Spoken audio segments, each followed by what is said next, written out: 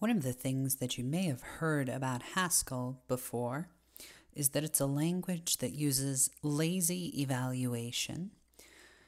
Lazy evaluation is the idea that expressions in a particular programming language or in a particular program don't get evaluated unless it becomes necessary to evaluate them because they're actually being used for something in that moment. So we'll see some more examples of how that can work, but the general idea is just because you see an expression that could evaluate to some value, you don't necessarily evaluate it right there and then, unless it's going to be required absolutely for your program to progress from that point. So when we store a value as x, if x isn't being used in that same line, we don't necessarily need to fully evaluate what x is. We just need to retain the information about the expression so that we can evaluate it when x actually gets used. So Haskell is a language that uses lazy evaluation as its default mode of evaluating things, meaning that it will put off just about any evaluation that it can. Whereas many of the other languages that you've probably encountered, C, Java, C++, Python, lots of others, use what's called either eager or strict evaluation. You'll hear both terms. And this is the idea that when an expression appears, a value is being stored in a variable, it's being passed as a parameter, a list is being created, whatever, that we fully evaluate that thing before we move on to the next command, the next function, whatever. There are several applications of lazy evaluation that we'll see. One of the applications that we'll look at is creating infinite or even just very large or expensive to generate data structures. Some examples of these would be primes or Fibonacci's. I've created here a list that contains all the even numbers. So you can almost think about this somewhat similar to when you make statements like this in mathematics. I could say the even numbers are the numbers such that if we take all the integers from 1 onward and multiply those numbers by 2, then we have the set of all even numbers. And that's basically what this has done. So it makes our statements sort of theoretical in how they exist. This map does not get fully done to all numbers 1 through infinity.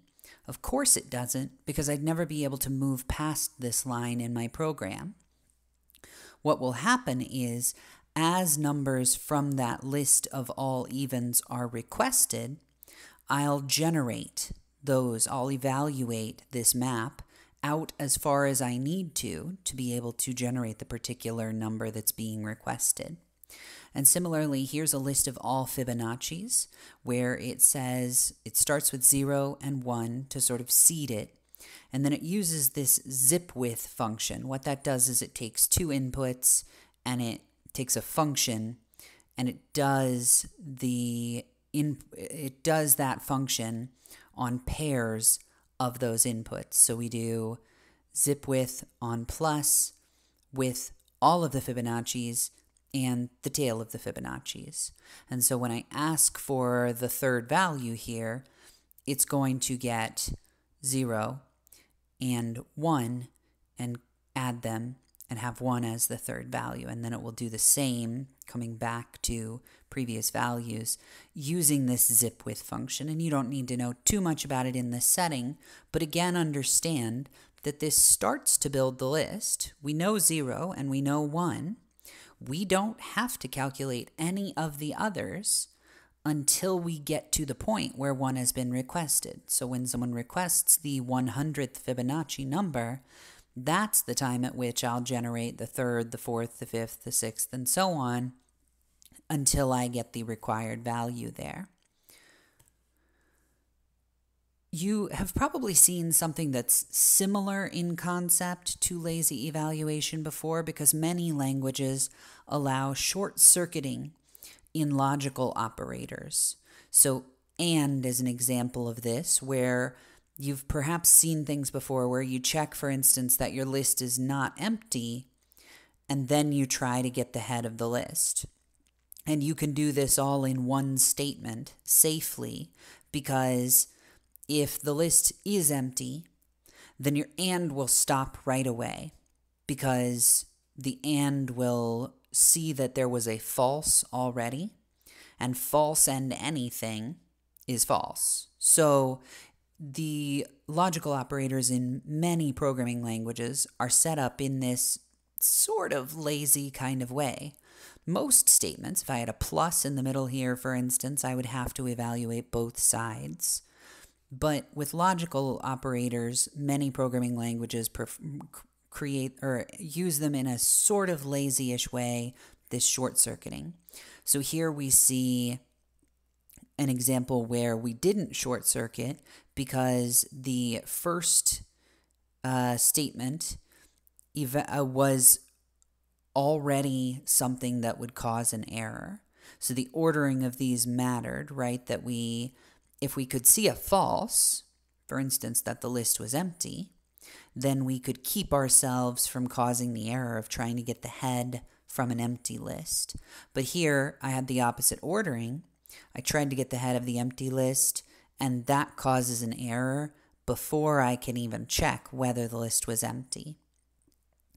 Or also is programmed to short circuit in some circumstances. So we see in our last example here that if the length of L is less than or equal to 0, or head of L equals 1.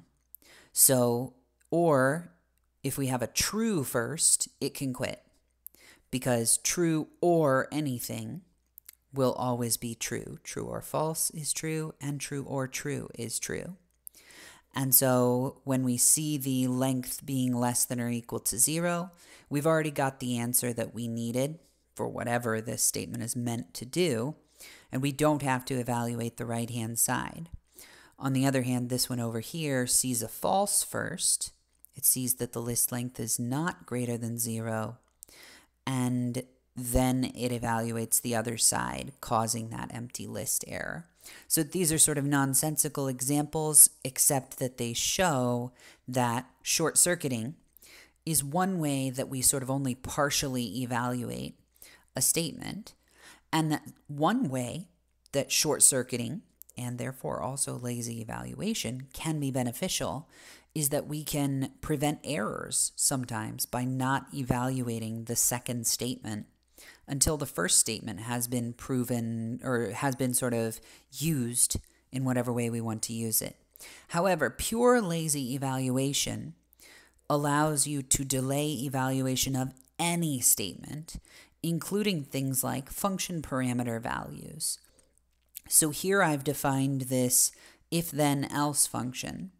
And if I wrote this if-then-else function in C or Java or Python in the standard ways to do those languages, well, in those languages, parameters for a function have to be fully evaluated before the function can be called. So for instance here, I've said if-then-else. I've got this predicate of 1 greater than 2, and then I've got the head of an empty list and the head of the list that contains 1. Well, the first parameter has to be evaluated to do the if. If 1 greater than 2, that comes out as false. So we're going to hit our else, and we're going to return y, which is a safe operation, the head of the list containing 1. And 1 is my result from that. Only if we enter the then portion here does the second parameter get evaluated. The x parameter gets evaluated only when it's what I'm going to return. Now, in most programming structures, I would have just written the head empty list part inside of the then. And yes, in those cases, if else sort of statements don't evaluate both parts, and we know that. But here I passed these things as parameters. And so parameters have to have their values determined in most programming languages. But because this is lazy, it just says, you said something, and I'll think about it later if I need to. So you said head of empty list. Does that make sense? I don't care. I'll wait until I need to figure out what that means before I actually do anything with it. And this will happen with all parameters given to functions. This will happen to lists as you generate them, with a few exceptions that we'll see some of those exceptions. But in Haskell, it will happen to just about all values that you use, all expressions that you state. So here are a few more examples of laziness here. So I've got a function that takes x, y, and z. Now you'll notice that z is the sum of a very large list, 1 through 1 million. And if I call with 3, 2, this is repeated, and that sum, then 3 is greater than 2, so we'll return the 3. And that's very quick to do. This sum never has to get evaluated, even though it's passed in as a parameter to the function. Never has to be evaluated. If I flip those two, then I actually need the sum because my return value will be the z, which is that large sum. And so it actually has to be calculated there. So that's the point at which it becomes required to calculate it. Here's another example that might help to clarify what this means for a value to be required versus when it's able to be put off. So I've created a tuple that is 5, comma, the sum from 1 to 1 million. If I ask for the first item from that tuple, then Haskell needs to evaluate the 5. And 5 is easy. It's 5. This is all fast to execute so far. It's when I ask for the second item from that tuple that it becomes very slow because it has to actually do that sum from 1 to 1 million. You saw the example before of the evens as a list. So again, we can create infinite-sized lists because of the fact that they'll never get evaluated all the way out to infinity. They'll only get evaluated as far as we ask for values from them. So I've said that the evens are equal to mapping 2 times onto every value from 1 to infinity. And if I ask for the evens index 0, then it will do the 2 times the 1, and I'll get the 2 out. And if I ask for the evens at index 100, now it does have to do the map out at least that far, but it's only generating values out to 100. And so it's generated the 99 before it and the 100 in this case. And I can also do operations on that infinite list without the infinite list being fully evaluated. So I've stated that the odds are mapping x minus 1 onto all of the evens. And so then I can ask for the odds at index 10, and I can get out 21. So this will only require as many evens to be evaluated as the number of odds that I'm asking for. So if I do this statement, it will do the map however many times to generate the one that I'm looking for. If this is done in compiled Haskell, that map won't have to be done over and over again. Once an evaluation has been done, its value is held and remembered, the same as any other evaluation that we do in a program. But it only needs to evaluate those ones that are asked for, or at least up to the ones that are asked for. In this example, there are ways that we can make it only generate specific ones if we really wanted to. So the way that Haskell does this is that it has a structure for storing the things that have not yet been evaluated. They're referred to as thunks. So a thunk is simply the container for a value that's not yet been evaluated. So when I say 9 minus 3 in the example down here, a thunk is generated for that just holds the information that 9 minus 3 is what needs to be done if anybody ever asks for that value. And they can even be built upon in later values, creating more complex thunks. In our example of the evens and the odds, that's a similar example, that the evens didn't get fully evaluated. If we tried to fully evaluate them, we would sit around forever because they're an infinite list. So there was a thunk generated for the evens, and then when I used the evens to state what the odds are, there was a more complex thunk generated for the odds. And the same would be true in the example that I'm showing here. So I have f of x and y being equal to x plus 12.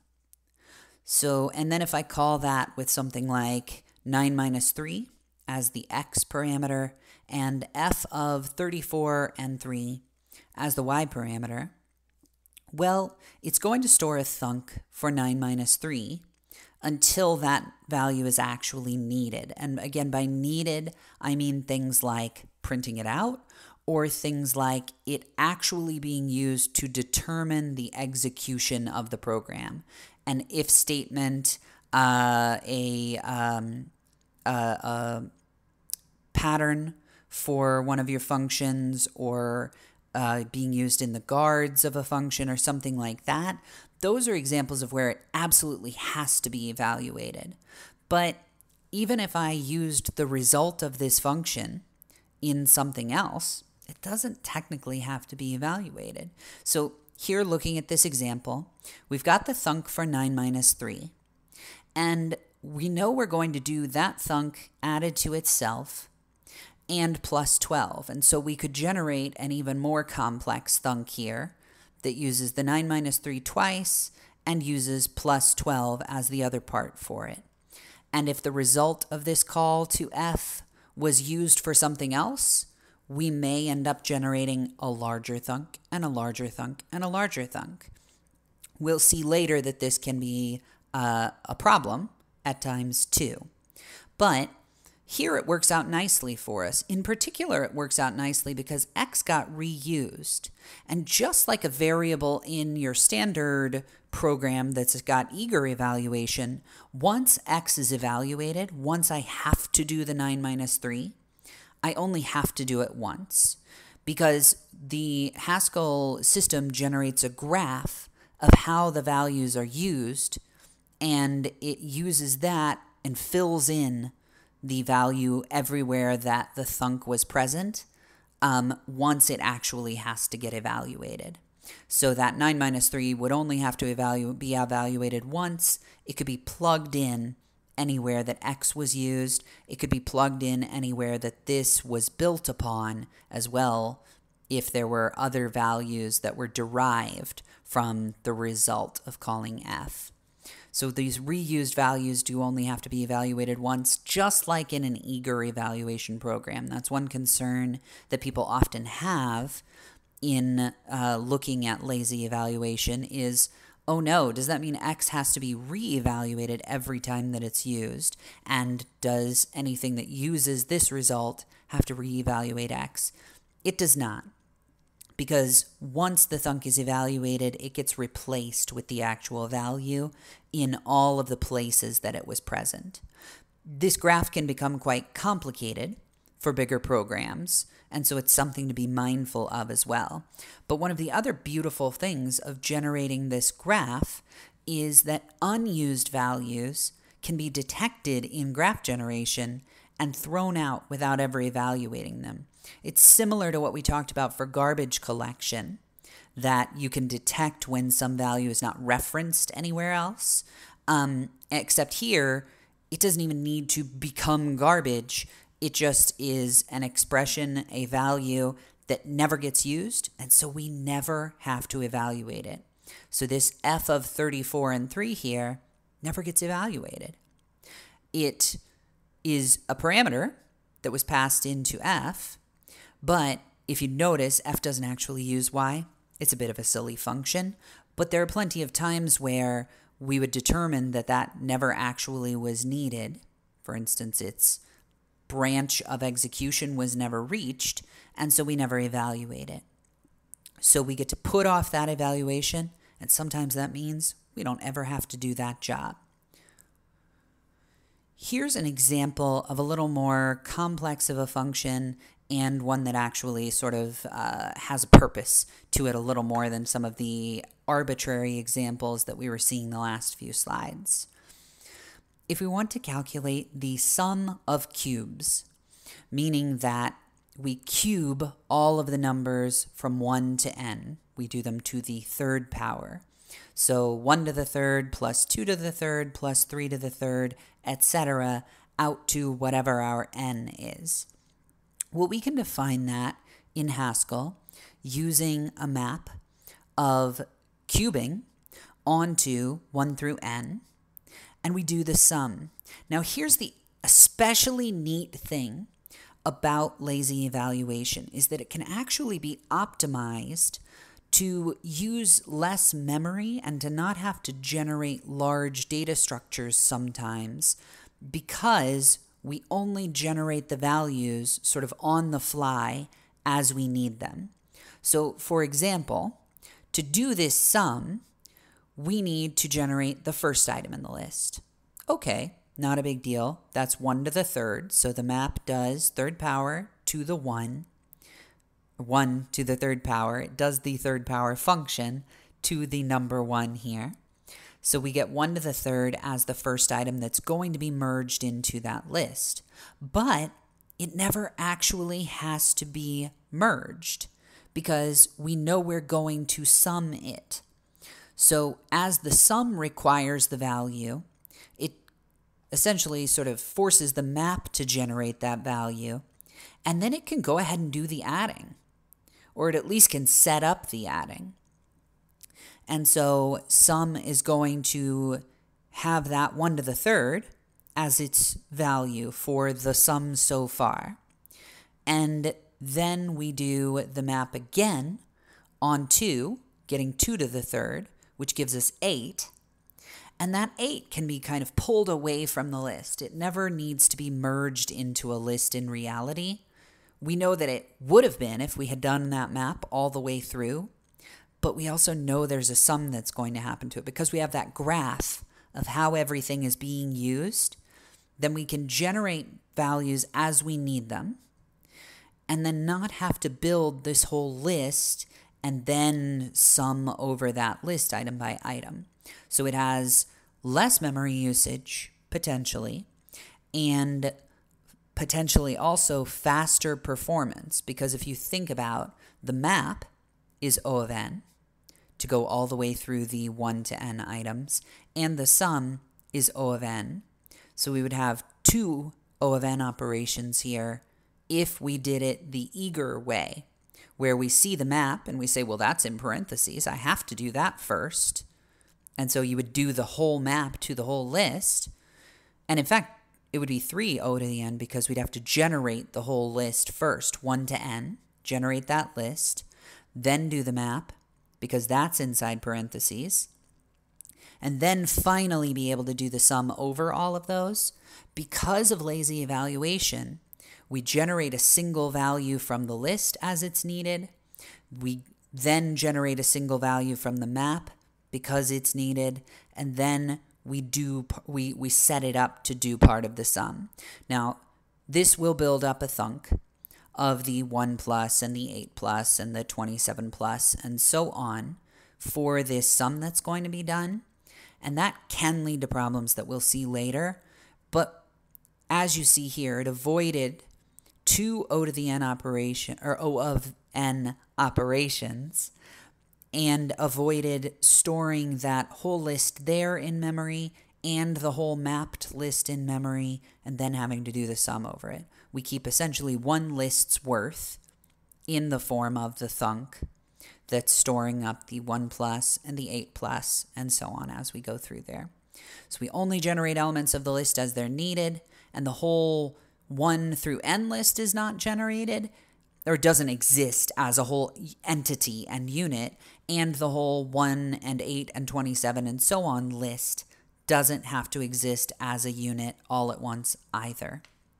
So in some cases, laziness can save us both in terms of memory and in terms of speed when we're generating these values only as they are needed for the calculation, for the actual use of them. Another use of lazy evaluation in Haskell and similar languages that have these features is to do memoization. Now, you may have heard this term before in 515 or in other classes as an approach to algorithms.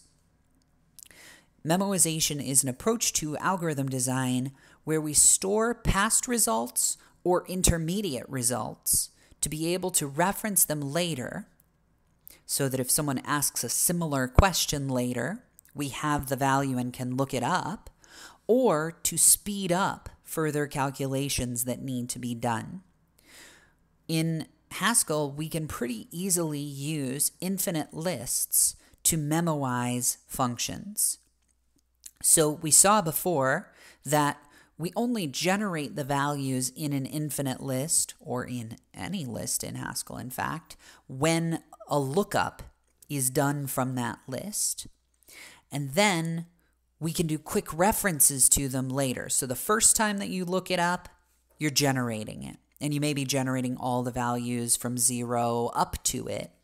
But you can do quick references later to look back at that value that's already been generated. So because that graph is done to show us where all of the values are used, where all of the thunks are used in our program, then once I've evaluated that thunk, meaning the portion of the list that actually got generated, then I can just do lookups, regular lookups, to quickly look things up there. It's worth noting that Haskell lists are linked lists, and so they're not the most efficient data structure, but you can use other types of data structures in Haskell to do faster lookups and still get this laziness benefit from it, this ability to state what the thing will be, but only generate it when you need it. And then for memoization, once you've generated it, just look it up. So here's an example where we do the sum of cubes, but instead of calculating the sum of cubes by doing that sum over a map, what we do is we define it recursively. It's got a helper function that's recursive, and that helper function does probably what you might expect for a recursive sum of cubes. It does the cube of n, and then asks for the sum of cubes of n minus 1. But you have to be careful to note here, it's not calling the helper function. The helper function will do actual calculation. You ask it to do calculation, and it's going to do the n cubed, and it's going to do an addition with the previous cubes. But it uses the original function. The original function states that the sum of cubes is generated by mapping the helper function, sc, onto 0 through infinity, and then you do a lookup. That's what the double exclamation point does here. So if I say sum of cubes 3, it's going to ask for item at index 3 from this mapped helper function list here. So it's easy to get sum of cubes for 0. It's easy to get sum of cubes for 1.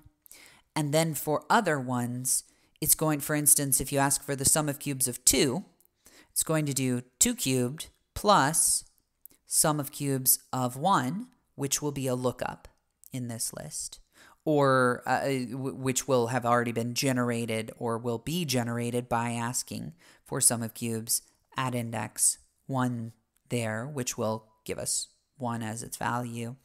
So we're able to generate those sums of cubes, and when we hit one that we've already asked before or that we already know the value for, it just gets it as a lookup from that list.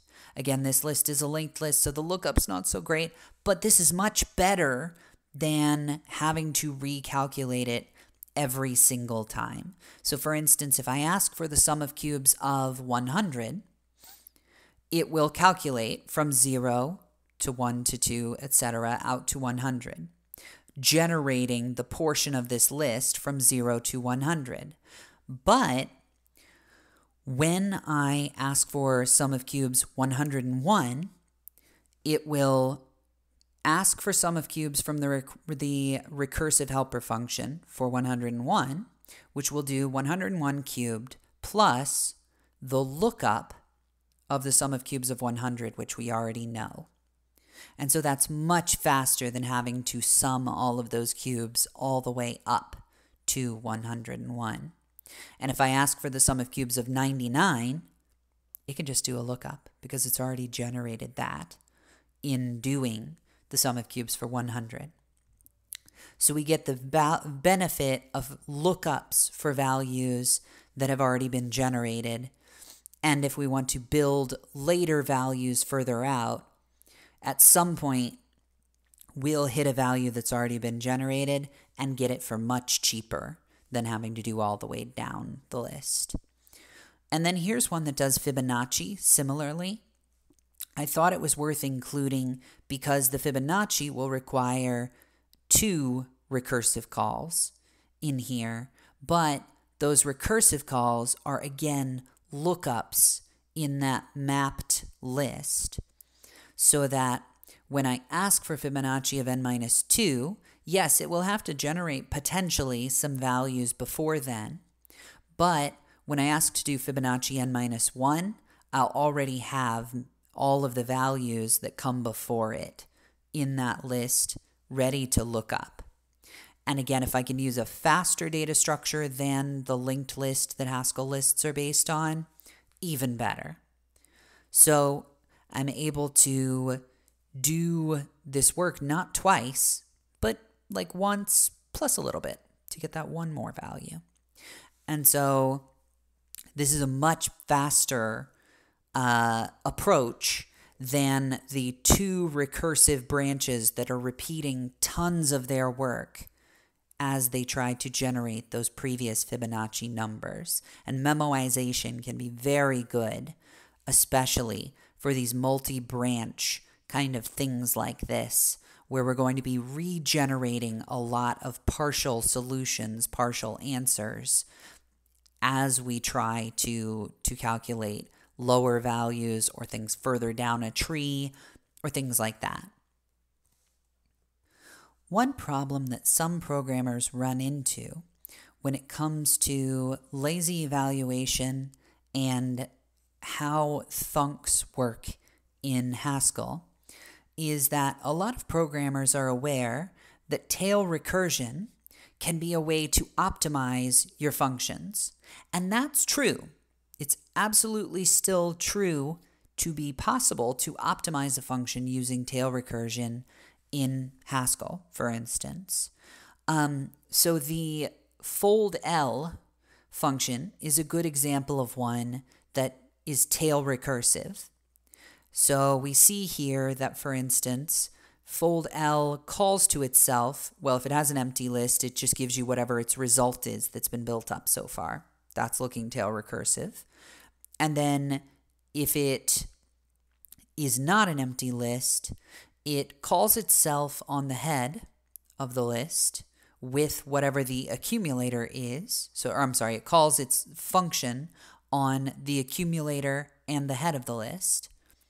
And then it calls itself recursively, feeding the same function and the tail of the list along with that new version of the accumulator. So this is tail recursive. It's doing its work on the way down, and then it's returning the result at the very end. But because of lazy evaluation, essentially what that tail recursion is doing is building up a thunk as it goes, similar to how non-tail recursive functions build up a stack of recursive calls and can lead to stack overflows. Well, a not well designed for Haskell tail recursive function can lead to similar problems because of the fact that it can build up a thunk as it builds that accumulated result. So if we're summing a list of size n, then fold L is going to generate a thunk of size n minus 1 because it takes its original accumulator and it will set up a lazy evaluation, a thunk, of the original accumulator plus the first item, which will build a more complex thunk on top of that one, where it's the thunk of 0 plus 1 plus 2. And we wait to evaluate that because we're being lazy here. And so we do the thunk of 0 plus 1, and then build the thunk of that plus 2, and then we build the thunk of that plus 3. And so you can see after its job is done, its job is not done. After it's built that accumulator, when we actually go to use that accumulated value, it's going to then have to do all of the calculation of that accumulated thunk there and compress it down, reduce it down is what it's called, to an actual value. It will get there potentially, but it might take lots of memory to do. And of course, it will take the time to do that calculation when it's being used. And so this leads us to talk about the fact that when we know it's to our advantage, we can actually force strict evaluation in our functions and in our expressions to avoid building up large thunks. So here's one example where we force the fold to evaluate the values as it goes down its recursive calls rather than building up that lazy thunk of all of the values that we had accumulated along the way. There's two basic ways to do this in Haskell, and one of them is the seq or seek function. It is a function, but it's a little strange. It forces strict evaluation of its first parameter, but it returns the second parameter's value. That's what I've used in my example here, that we've redefined fold L as fold L prime, and we still take the same parameters, and we still have an accumulator. We still get the head and the tail. When we are calculating that new accumulator, we'll call it z prime because it's going to be our next z, we'll use that z prime as our next accumulator in the recursive call. We use seek on z prime, forcing evaluation of that first parameter. We don't return the first parameter. Seek, again, is a little odd. Doesn't return the first parameter. It forces evaluation of that first parameter. So it's like saying, I definitely want to know what z prime is, and I'm going to use it this way in the fold left. And so it says, evaluate z prime, then call fold left with f and z prime on the tail. And so these kinds of structures allow us to make sure that a certain value that we know we're going to need anyway, and that we know we're going to use as our result, that definitely gets evaluated.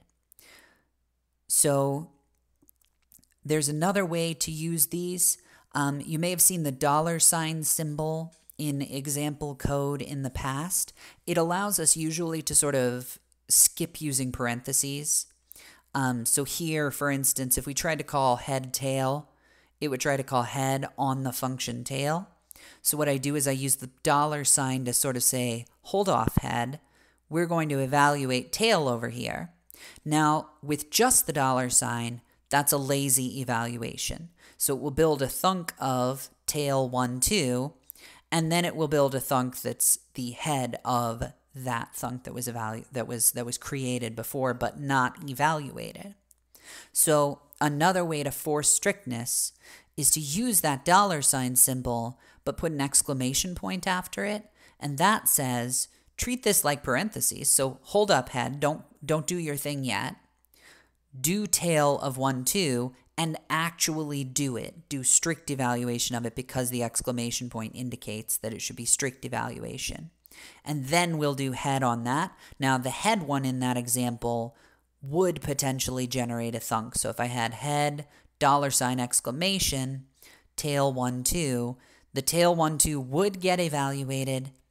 The head would get created into a thunk and left for lazy evaluation. So if I want it evaluated, then I need to do something to make sure that it's treated strictly as well.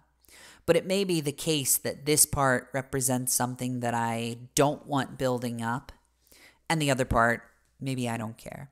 So it is important to pay attention when you're only being strict on part of it, that you definitely only want it to be strict on that part. Or otherwise what you'll get is a thunk that is head of something that you were very careful to say that it get evaluated fully. So it would be head of the list 2, but it wouldn't actually evaluate it. So be careful that if you're being strict, you're actually making sure that all the parts that are using your value you were very strict about are also being strict. Here, for instance, in the fold, that's safe because Z prime gets used in that recursive call to fold, but it's then going to be told to be strict after that on anything that builds on it as well. These Z primes later will use Z that was passed in as a parameter, and they'll be strictly evaluated as well. So Haskell defaults to using this system called lazy evaluation, where we can say, I don't actually need to know all of the values of that thing yet, or maybe any of the value of that thing yet. It creates something called a thunk that allows it to hold on to how it would generate the value. You can sort of think of it as a function that just doesn't get called yet, but it knows what that function is, or it knows what that expression is to evaluate when the time comes. And these thunks can be built upon into more complex thunks if one is used in some later statement or calculation or evaluation. And this is both good and bad, that we can continue to execute our program even without evaluating those past thunks and build new results on them and come out with whatever our final thing is that we want from a function or from a whole program. But it can be bad because we might accumulate large thunks that end up losing some of the benefits of what we think we're doing with our program. Like when we write a function to be tail recursive so that it doesn't build up a large sequence of recursive calls on the stack that have to be revisited. We think we're benefiting ourselves by writing a tail recursive function like that, but we end up generating a large thunk because each of those accumulator statements along the way was handled lazily. And so one of them was left to evaluate later, and when it's used to accumulate more, that's left to evaluate later, and so on and so on. And so one of the ways that we can avoid this is to force strict evaluation of some statements in our functions and in our programs. We have to be very careful that we are fully making things strict that we need to be strict so that they don't get used again later in something else and build up some large reserved evaluation in the form of a thunk in that location instead. But from something like lazy evaluation, we can get things like statements that form infinite lists. We can put off hefty calculations until they're actually needed. We can discover that a particular calculation was never actually needed and just skip that altogether because it was not actually used in our program. And we can memoize functions by generating lists or other data structures that will hold on to the way to evaluate that function and generate values within those data structures as they're needed by the function, and then allow them to be revisited later when those values are referred to, are referenced in a later part of our program. So lazy evaluation is a powerful tool, and it's one that you really need to be aware of in the languages that you're using it in. We'll see it again at a later point in our class as well, because you may be putting off too much and you may be losing some of the benefits that you thought you were gaining in your program, and you may have to override that system and ensure that some things are strict at later points as well.